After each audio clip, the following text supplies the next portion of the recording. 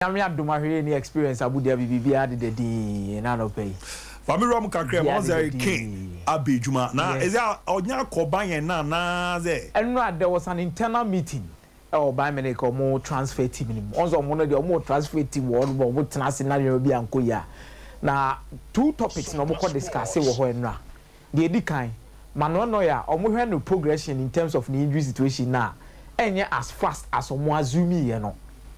Inti also mo hwehwe no mo pe goalkeeper de ne yedey e de ne banti anope what it news bi say na mabonte say Bayern Munich ne Chelsea enya explorative talks on Kepa say omo hwesa nkomo de Kepa beba ana really so ono so ya Argentina ni ono so komo hwesa nkomo de ono so ba be shembi bonu omo ni say age ni won na mu 32 years there e wo chiri kakra nti komo hwe really ene Kepa emu ba ko na second topic na ewom Hurricane omo decide so omo nko bi ma na so omo nse nyai after say omo bed ne predator nchen ba bia Daniel Levy ko shemu mekopie mu Miami ono so ene ne family adwodwo omo ho gye omo ahome na no omo nyina ko bankrum say omo next bid omo de beba no ebe in and around 110 million euros add-ons inclusive which is be 95 to 96 million pounds ana Bayern Munich ehwehwe nim so ebe omo next official bid omo de be there omo de beba no be making sure say sa scan omo be promise Daniel Levy so omo betwia Kesiena in the first segment of payment no mo beye no ombetwa dodo na e de amano se de be Daniel Levy e be go nsem kakra na watimi eje mama Hurricane ababisi akan e de amamo next season itenu meeting ni koso meeting aba na wiye BBSC now Tottenham will be waiting say bid no e be arrive a Daniel Levy will either say yes or no Ukraine said Daniel Levy e hwehwe 100 million pounds asem way yaka Daniel Levy ade a ohwehwe no on kan ye de but over the stature of 100 million pounds in around 120 million euros, which is enough and convincing. Say player can 1 year, 100 million pounds get you to 120 million euros. No, then he will be eager so on Bayern Munich bay business, especially Hurricane so called outside England. England a problem for. But also outside England and there it's not going to be an issue for them. It's another update on Hurricane Bayern Munich and your decision. Lucas Paqueta. And I no pay Pep Guardiola man who many so didn't come senka Manchester City nkope Lucas Paqueta no mo fani beshim die ntie nyina wom nyina nie Lucas Paqueta na nipa o managing ne friend Eduardo Uram yes ono ne businessman wo Brazil yeah na enche bia no sesa na agency called TFM agency na TFM agency no ana Rock Nation a Jay-Z e kan wo bi no o mabeto TFM agency no 50%. The entire Paqueta a movie from businessman no to TFM and the part is owned by Rock Nation in an say or per move at the free West Ham. Now I was also saying my agencies is a bem we are or more links. Then some of the big clubs who are interested in you know say bad negotiations are and back and forth. They will help you say the bear obviously through. This is not the first time some of these things is happening. And you if you say maybe cite example with Rasmus Højlund yes from Atlanta to Manchester United Osisani agency any echo I don't know ball Eric Ten Hag agency said for no so almost no now the movement from Atlanta to Manchester United no any successful players do this a lot say almost some agency just to make sure somebody may engineer a move for them to clubs or move to my top we want to say they can sell them well to clubs are interested in taking him there and the man say it will not bent on moving this particular summer especially about Manchester City Sweden why day Abejim and Manchester City he say no penipo Ben League JPA Manchester City o penipo Ben FA Cup JBA and say the best season you know Nipo a favorite for all the competitions in England Manchester City per their level and in your mama and then you cry you can say you cry no so ba say Super Cup in terms of UEFA Super Cup Obenyaji Club World Cup what the other two Champions League is your favorite assistants I want to mean because City out because one of current champions yes. for the UEFA Champions League and he feels to say that deal ni betimi aboano ti the agency ni hwe no mo pushi then na West Ham tina say na West Ham say na mo nso mo didi nkomo musika mo de abai ni de mpesa mo keke de 70 million pounds mpesa mo de be de ya do see so now but I begin to ask myself any nkomo ye di wa ha say for a long period of time say it is the sellers market no credit nyame enim ni what Paqueta price Paqueta should be going for 70 million pounds abu the form of abedan na di war West Ham yenim say Brazilian national team was started there babu Bruno Gomes mo be call for how much what did they mention as no and you look at West Ham and baby omujina, it is the sellers market. The obeye biano, it is the sellers market. Intina Southampton so TV tabo 50 million pounds. Etu Romeo Lavia mujina aso. It is the sellers market in this particular aspect. City still now they are in contact with West Ham trying to find a solution. But the key here, Ebe Paqueta, he is pushing. Opia almost a chinchina trying.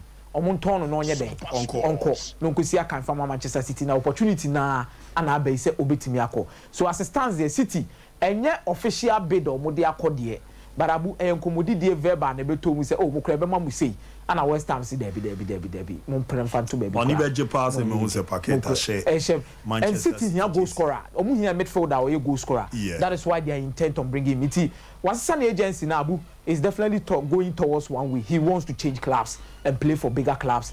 Omobu West Ham so betimadi trophy. Erati umuna me de mi remashe. Abu eradi ame ani manwu ase da. Anopeya West Ham and Manchester United agree fee for Harry Maguire. 30 million pounds. Oh yes, me told my Harry Maguire say radio be kwama na odine kwako pimo West Ham. Akoto bi 80 million tole 30. Abu me say me danya me ase dia ma Harry Maguire so kwako pimo West Ham. Oh okay. Me danya me ase ma Harry Maguire. Na Abu enkomodi de ni na akogina 30 million pounds. Sisi ano in terms of broad agreement when it comes to the fee no ewo ho. The only thing they are working on as it stands, Harry Maguire, the personal terms, then number 2, the structure of the deal. The structure of the deal and the personal terms. Now, the attorney has said within the past 3 days, David Moyes in Harry Maguire camp. Komodidi anopana David Moyes afreno Harry Maguire ete saying what did he? Obeba. Sa komoni na akoso. Na de ba ko no akose ne bowo. Abu wakwa share Harry Maguire boss so the be PM West Ham obey the captain of the side. Wa share ne bo. Wakwa share Harry Maguire bo. So the nebo be. But the nebo be the captain of the side. Just like only Ghana associate catch Harry Maguire abra no moving from Leicester City to Man United. That's only and them say ni tie ye wa asase we so no. Odero ko ba bia captain na. So and he seemed to be a leader. I mean him say no so na e wulu so a leader there, but most of the English coaches, most of the English teams, the leaders in England, they feel that Harry Maguire is a leader, even in the England national team. Now come you're a leader. That be American. Yes. Maguire United be been tiao. Of course. Fine the 2019-2020 season solid, 2020-2021 season solid. Ne decline is shall say about 2021-2022 season. No, but Harry Maguire season Man United tossed second in the league, played the Europa League final. He was one of the best players within the setup. He was one of the best players within the setup. If you World Cup 2022, where you cry, it was Nenya bad cry. Ena mi hu no Maguire me di na chiti na me ni ne wa agro no me di na chi nyenne eno e defend oni bobo but on say you lose confidence wo mu the obaby enye ni perfect amona na crawl no ba na no da yi tiatia ene e ko no iti Maguire to West Ham no sa nyoma mienu na me boss no ana abudi abi aka keke chairman mo ni Romeo Lavia de enu wansa ambo game bi wansa ambo bi adeno minim de ha Southampton for no. The issue is the boy wants to leave. We have Omajia to say boy and Manako. Liverpool so drain deep say boy so beba. So why are you still barging on the fee? Now Crampo na I say James Ward possible Crampo Connens and your man Omujeja so more train Liverpool for him. You didn't even understand. Because we are brandy our turn as Kabetima bounce you can move on and buy other players. But what I know is that this morning talks are going to continue intensively. And within the next 24 to 48 hours, don't be surprised if there is an agreement between Liverpool and Southampton concerning Romeo Lavia. Now, on the show, after say James Ward-Prowse deal, no, and also so Omori Anessa, or beside 4 years in the Jama West Ham, and also a 30 million pounds by sell-on clause, is him. Sir, yes. I know what you're saying. I want to sell-on clause 15% in Ashim. Oh, okay. Omo GDS born or that's in West Ham, that's what Tona Mobia. On Messaji, Tete, and the convince you West Ham, Southampton were barging on Monfa 45, Emra. With the Cameroon the 40 plus 5 add-on square budget. But Oshe Hawa, West Ham, it me convince you more, say, you had the sell-on clause bishim plus 30 million pounds on the money, you know, make sure a lot of the fee up front and make sure some more sakano. But way our improves West Ham a lot, especially looking at the coach on fan set piece in Niagara. David Moyes, and the corner kicks, the long free kicks. You need players who are good at it. They can get the ball into the penalty box for players no more so the bear will be to me any resource. And I think if you have a set piece specialist here, dead ball specialist in the shape of James Ward-Prowse or my other options, Abraham Nekoso. You try a player being and around the penalty box, Mabudi be a penalty the James Ward-Prowse in that particular aspect. I hope that ball now was to be to me. I see to also echo West Ham and pay London Stadium. Abu Anna Jean-Claire Todibo. Manchester United Jumaina se magwabe konina no ma actually ene Todibo ni agency din komo din na komodi de ni na anye all about personal terms omone agency na din komo se omoma club na nya we se Manchester United abomo client na also be interested in him and 170 say ho hihye te say asa na Man United be push here Man United e push further but the one that deal to be done no more making sure so almost Anka Todibo Tapsoba and your next target say if Todibo fails to come to Manchester United they'll go to buy for Leverkusen and make sure say Ombetimenyano it's Manchester United nipa clearly so many explorative talks with the agency Jean-Claire Todibo so we nyina mu wia na masa akoye graze out omo anfo na etuto oh da bi Akomeah enfa bibia anto nchen we edu bebi a monye frɛ to omu mu be wie nyina na season ne hyase amasa akɔfa sa abana kakra makofa bana kakra ka bi abi yo ade na esi yo nyatweme oh look nkoma anybody led by Guy Neville omu nyatwemfo when they fail then they find a way to disrupt the season. I don't think anyone. And the Glazers out. I don't think. And the Glazers are taking money from Manchester United. If that is the argument, fine. Backing, investing into the team. I don't think anyone has a problem with the Glazer family backing Manchester United. You have considerably shown Wakra in person. Said the Glazers are not the right owners for Manchester United. Yes, of course. The argument now borders on Omuyiska free team. They don't spend on the team. They don't spend on what team? Who said they don't spend on the team? Who said they don't spend on the team? And Scott, what they spend on the team now, so don't ask you a loan. And it's the club that is paying for those loans. Don't even bring that in. And it's the club that is paying for those loans. So any day. Don't bring me equity. So a club na nkasa na ana eto. Me equity. Makoje Bosia abeto. Owi Abubakar Semiwa. TV. Makoje Bosia abeto SOMPA TV. Na me disika sanche SOMPA TV mu ye se na be o mu dwuma o mu di no mbenye sika na me dis sika ni bia kotua sika na me koje baaye no like oh kasa as a fan he's also looking at the business. Yes, Americans, that's how they buy. They always buy teams with leverage equity from somewhere. You know, but now the Liverpool come on to toy. How did they buy Liverpool? Abu mate me akaza. Mama Bishop anonsi. Mr. Liverpool. Of course. That's how they do. Abu, the problem Manchester United fans have with the Glazers family. And you're about say Omombaki coach and Ase Bibisa. It boils down from different aspects of the game, especially we're looking at how club in the city or Mujitum say. Even Scomodito players this season is on a credit line. Credit line is the club that will pay the interest on it. Compared to other clubs are honest, no. City to one say no Sheikh Mansour Mutamska. Enya Bosiano akobo no de ba say Manchester City entry as Abosiano. Even if say Bosian Crampon no akojide ba no kra na, enya Manchester City ni betri as Abosiano. Oh yeah, sure. Yes. The Sheikh Mansour Tam Nisika or Tim Kojilo no de abeshe Man City. On yes alone and say I'm only citing an example because onu diska be shema and yes ko be free Manchester City wo. How? And Manchester United so says Glazer family nkura o ma be fa team o papa free mu ko yo be fa team no. Bibi on bear or club nim be a loan who be, and it is the club that is supposed to pay for it in the aspect and pays them dividend. And pays them dividend. And pays them dividend. The objectives are different. So you can't compare both. Now these guys bought a multi-billion-dollar team. How do you compare it to buying a team that from is why I say please calm down. Please calm Debbie. And yes, I need and yes, I need and yes, I need very, very interesting. Apostle, yeah, I'm not dating a person who bomb this. Ozi Suande. Etino, or you we are. Tina will cancel Apostle with you. Adibako, I say, community, as I say, business, oh, I saw business from different dynamic. Fans will always be fans. I don't have a problem with that. But from Baby Bishop, Ephraim Bayana, You have SOMPA TV example. Say me better SOMPA TV. But when me sika free by them for home. Now me sika be share SOMPA TV mo. Manchester SOMPA TV. Sika be am go fast can I say make sure say ma share SOMPA TV. Me say nko fa ma fa no betimi adwuma na mama nya fa so. Yes. Say me fa so be free SOMPA TV ba no.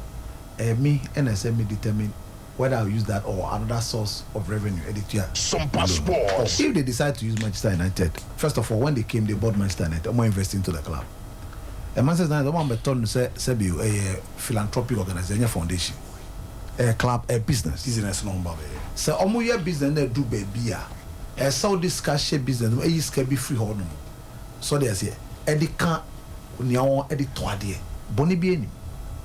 Na se dum pempe so bi na business onye sika bro so bebre na omukwa na general don declare so this year the sika na ba bebre a eno de mo a mo de o mu chefa o mu no mo to me decide say dividend no kra no ya fo say bi edru ye say sika potro eco top players eno na ye nya mbetimi akasa ba eno nya ndu onu ma because Manchester United as it is today you know that Manchester United you are in a lot of debt. Yes, you are in a lot of debt, over £1 billion. Good. So club now was see club nankasa the sika machine, but in terms of the profitability ratio of the club and first form. Aha. Wow. So I saw more making sure say playing body no na sebiu e jina ye na quality wo na e kon ni ma na mo ya dia e no na e wo skadaba in terms of sponsorship. Okay, money Adidas the issue about the 75 million pound. They included in this one the fourth in the league for a particular year for 2 consecutive years. So that is still no performance about 80% of what returns you get. So there's businessman, don't blame them. When American come to your team, I saw some of the son of Mutia. I thought me complain about Liverpool or complain with this. Omo Marco Farmer is a bonsan bino. Marco from San Obayeno. Exactly. Otiaza. Where more Yanko from more Arab. Omo the Manchester City any who is Saudi Arabia, Newcastle for instance. Omo objective then are different from Wemu. And omo come fast to run your business is different from Wemu. Omo nya to shoulder, omo play man some wo kakra. And na omo so akeche obi omo nti e come fast on be peja omo kro no. Ehia omo more than and omo peja na do pepper so be we are. Na fe de scandal omo ni pepper. Na fe de omo start here den. Etu ne mo ya pesca. Okay. And omo be when we omo back from day one, capital the one station. Business. And club no supporters in this. It's quite worrying when I compare to Manchester City or Liverpool. You don't even do that because it's so out of place. Yet to Liverpool, now 48 hours, 2 days, now team ne call bankruptcy.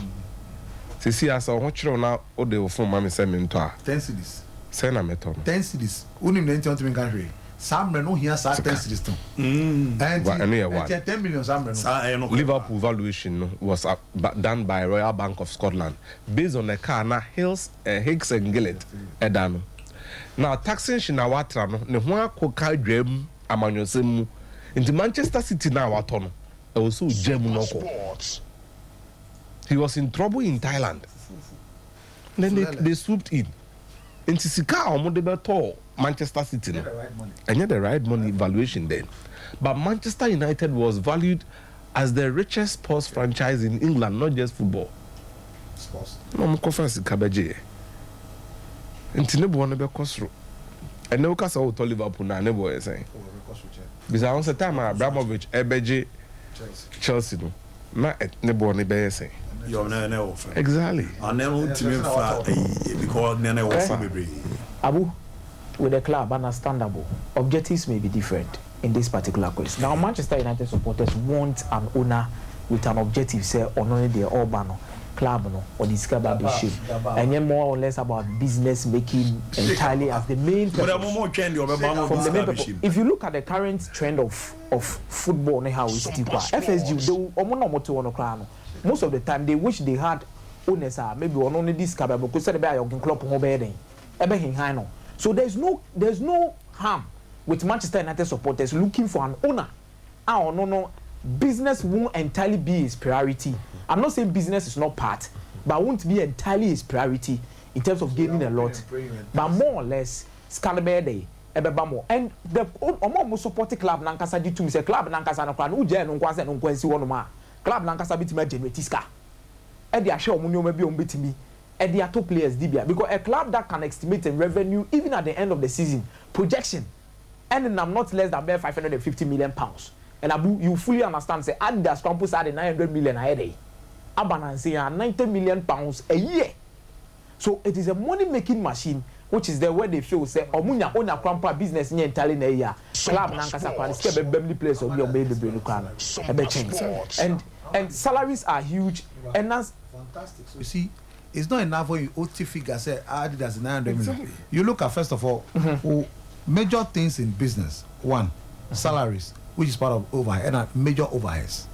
What is the expenditure of the club a month? So you might hear a figure, but we share salaries are multi-year players a month plus other overhead, total overhead expenditure for the club. What's that? It is more than $1 billion. Of course, definitely. So it's easy, sir.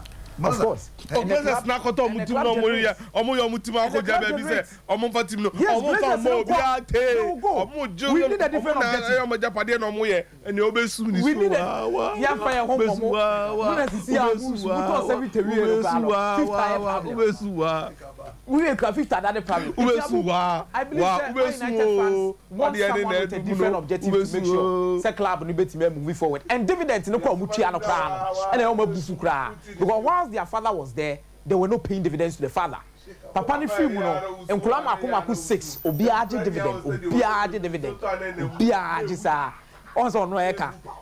Also no eka. Oh, David. All the LBAT you.